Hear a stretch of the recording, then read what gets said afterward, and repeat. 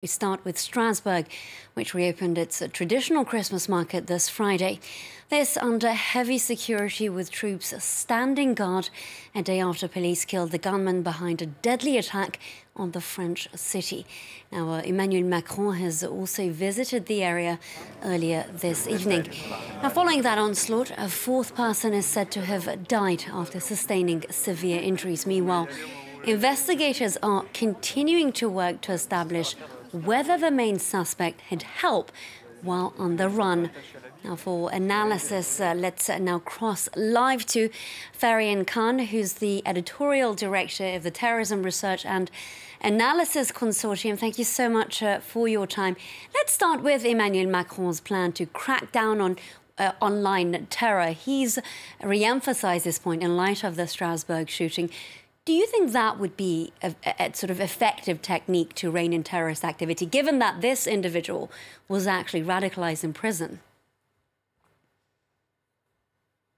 I think it'd be effective, but it depends on how it's implemented. The counter messaging has proven more valuable in turning people away from radicalization trends than like closing down the door to propaganda from terrorist groups. So if you close the door completely and you just keep cracking down, it makes the material that terrorist groups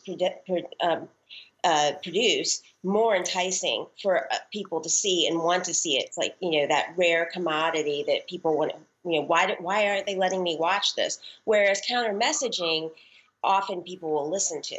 You're against crackdowns. How do you think we can deal with radicalization in a prison, which is what we have heard from French authorities when they describe what happened to the suspect in these attacks? Well, I think desegregating jihadist population from the regular prison population is essential. So, there's a difference between just a Muslim who's been involved in criminal activity going into prison for the first or second time and a hardcore jihadist that is in prison for a decade or more, preaching and recruiting more and more people into his own network that can get out and spread the message. So I think that, first of all, having the jihadists themselves quarantined, and then keeping more positive messaging for prisoners, the overcrowding, the hopelessness that a lot of prisoners end up feeling. It's not unique to France. It's a situation all over the world, that hopelessness, people turn to religion. It's what kind of religion do you want them to hear?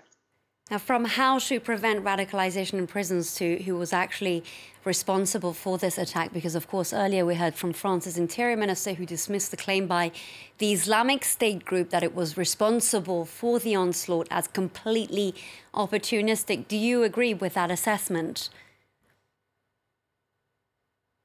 Well, I hate to disagree with a public figure, but Islamic State can't afford to say something is their own without some kind of inkling of evidence that it is. Now, was he in communication? Was Islamic State somehow plotting, planning, helping him? No.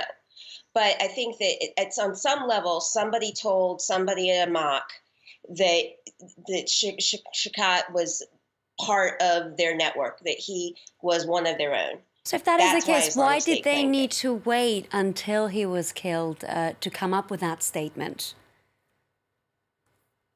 Oh, that's typical of Islamic State. Islamic State won't, very rarely, I've only seen one case, the New York attacker, that they claimed somebody who's still alive, or usually they wait till someone's dead, because fares much worse on them if they get caught, captured, and then tried, and then Islamic State's already claimed that was them. Now, one question that we're hearing time and time again here is, why was this man able to commit this act of terror when he was already known to France's counterterrorism services, when he'd already served a sentence, he'd been convicted of 27 crimes? This was a man who was very much on the radar. Yes, but there's so many people on that list. I can't really blame the authorities. They're tracking as much as they possibly can. There's too many people and not enough hands to do all the work, in my opinion. And you certainly don't want to have a crackdown on the whole civilian population of France. That everybody is being monitored. He'd done his time. You say that, but the 26,000 people who are on the list are actually, some of them are being monitored. So what is the point of having this fichier as a watch list if indeed many of those on the list are able to commit these crimes? What's the point? I agree. But I just don't think that the French authorities have 26,000 people to assign the 26,000 people on the list. I mean, you'd have to have someone who can monitor each singular person, or two people, because you'd have to have double shifts for each person on that list to do a 24-hour a day, 7-day a week, 365 days a year monitoring. It's just impossible to control a list that big.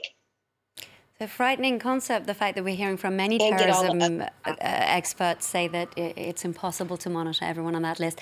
Veryan Khan of the Terrorism Research and Analysis Consortium, thank you so much for speaking to us here on France 24.